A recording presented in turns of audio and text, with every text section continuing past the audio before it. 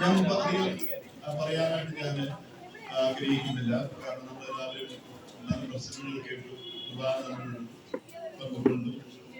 ഇന്ന് നമുക്ക് എല്ലാവർക്കും വീട്ടിൽ പോകണം, ആഹാരം കഴിക്കണം. ഈ സമയത്ത് കൃതജ്ഞതയോടുകൂടെ ഞാൻ സ്മരിക്കുന്ന ഏറ്റവും വലിയ കാര്യം എന്ന് പറയുന്നത് എന്റെ മാതാപിതാക്കളെയാണ്. അവര് ദൈവപേടിയുള്ള, ദൈവഭയമുള്ള മാതാപിതാക്കളായിരുന്നു.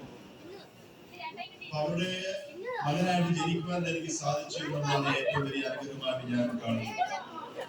ആ കുടുംബത്തിൽ പ്രാർത്ഥന ഉണ്ടായിരുന്നു.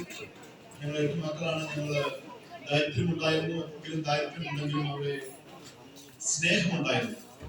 ആ സ്നേഹത്തിൽ വളരുവാനായിട്ടും അങ്ങനെ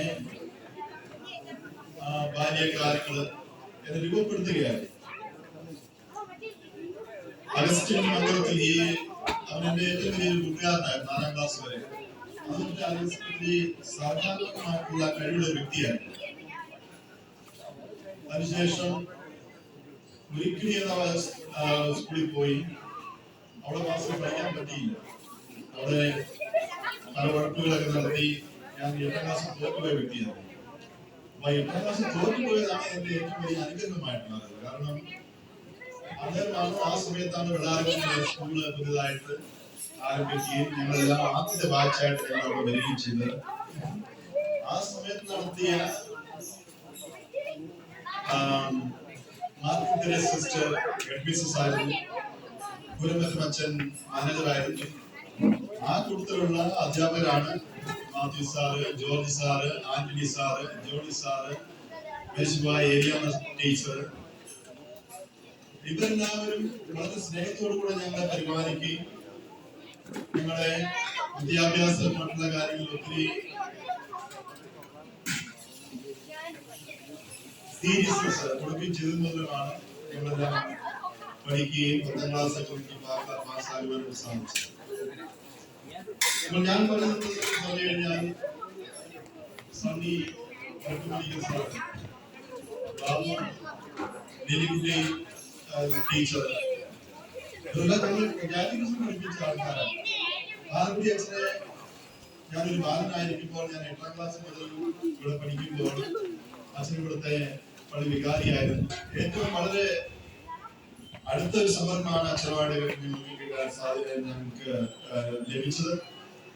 ആ ഒരു പരിപാലനയും ലാളനയും സ്നേഹവുമാണ് ഞങ്ങളെല്ലാം ഈ രൂപത്തിൽ ഞങ്ങൾ രൂപപ്പെടുത്തിയത്.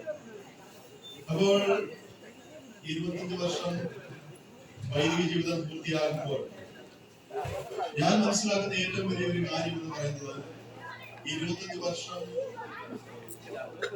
അല്ല, എന്റെ വയസ്സ് ഇത്രയും വർഷങ്ങൾ ഒത്തിരി ദൈവികമായിട്ടുള്ള അനുഗ്രഹങ്ങള് പല ആൾക്കാർ മുഖേന ഞാൻ അനുഭവിക്കുകയും ഈ ദിവസങ്ങളില് ഇത്രയും വർഷങ്ങളിൽ ഞാൻ എനിക്കും മറ്റുള്ളവർക്ക് ദൈവത്തിന്റെ സ്നേഹവും ദൈവത്തിന്റെ കരുണ ഇതെല്ലാം പങ്കുവെക്കുവാനായിട്ടും എനിക്ക് ദൈവം അവസരം തന്നു എന്നുള്ളതാണ് ഞാൻ ഏറ്റവും മനസ്സിലാക്കുന്ന കാര്യം.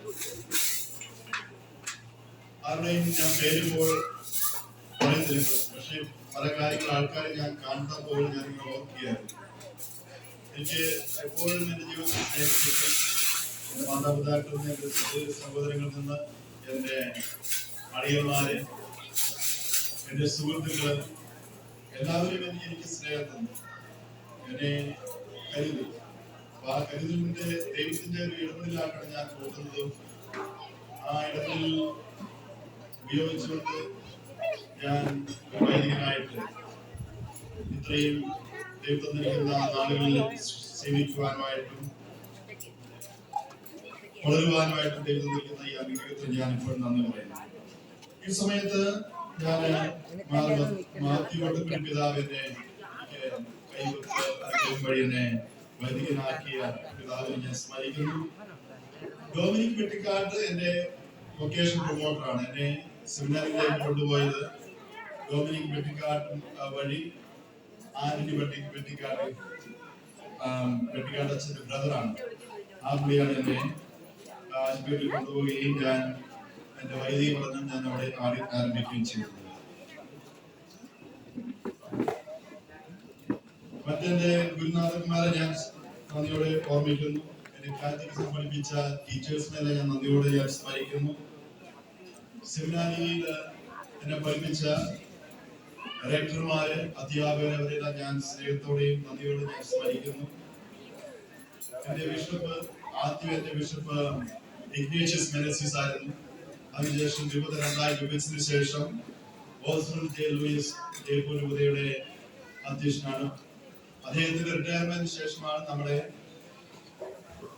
ബഹുമാനപ്പെട്ട കലർക്കി പിതാവ് ആസ്ഥാനത്ത് വരികയും അദ്ദേഹത്തിന്റെ കീഴിൽ ഇപ്പോൾ വലിയനായിട്ട് പ്രവർത്തിക്കാനുള്ള അനുഗ്രഹം എനിക്ക് ദൈവം തന്നിരിക്കുന്നു.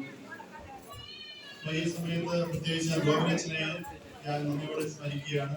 ഇന്നത്തെ കുർബാനയും ഈ മീറ്റിംഗും എല്ലാം ഭംഗിയോടെ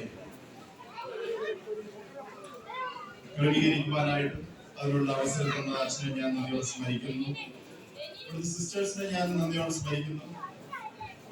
അവര് 3-4 ദിവസം കൊണ്ട് ഞാൻ കാണുകയാണ്. അവര് വേദി എല്ലാ കാര്യങ്ങളും ഭംഗിയായിട്ട് നടക്കുവാനുള്ള ഒരുക്കങ്ങളിൽ അവരെ വ്യാപൃതരായിരുന്നു. അവിടെ ഞാൻ നന്ദിയോടെ സ്മരിക്കുന്നു. ഇവിടുത്തെ പാരിഷിലെ പള്ളിയിലെ കമ്മിറ്റി അംഗങ്ങളെ ഞാൻ നന്ദിയോടെ സ്മരിക്കുന്നു. അവരുടെ സേവനത്തിനോട് എന്ന് പറയുന്നു. ഇന്ന് കുർബാനയിൽ പങ്കുകൊള്ളാനായിട്ട് എന്നെ സ്വീകരിച്ച് ധാരാളം വൈദികരുണ്ട്. അവരെല്ലാം ഞാൻ നന്ദിയോടെ സ്മരിക്കുകയും അവരോടുള്ള എന്റെ സ്നേഹവും എന്റെ ബഹുമാനവും ഞാൻ ആശംസിക്കുകയും ചെയ്യുന്നു.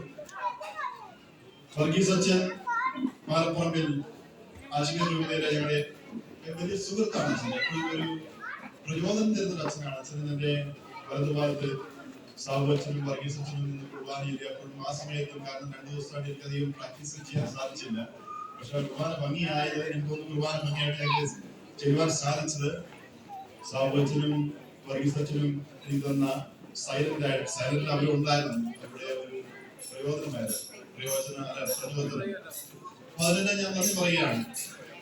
എല്ലാവരും പറഞ്ഞ നല്ല വാക്കുകൾക്ക് ഞാൻ നന്ദി പറയുന്നു. പല കാര്യങ്ങളും എന്നിൽ കാണുകയില്ല വിശ്വാസം എനിക്കുണ്ട്. പക്ഷെ ഈ ജൂബിലിയുടെയൊക്കെ സമയത്ത് എപ്പോഴും തിരിഞ്ഞു നോട്ടത്തിന്റെ സമയം കൂടിയാണെന്ന് ഞാൻ വിശ്വസിക്കുന്നു. നമ്മൾ ഇതുവരെ ജീവിച്ച നമ്മളെ ആൾക്കാർ എങ്ങനെ കാണുവാൻ ആഗ്രഹിക്കുന്നു. അപ്പോൾ ഇനിയുള്ള നമ്മുടെ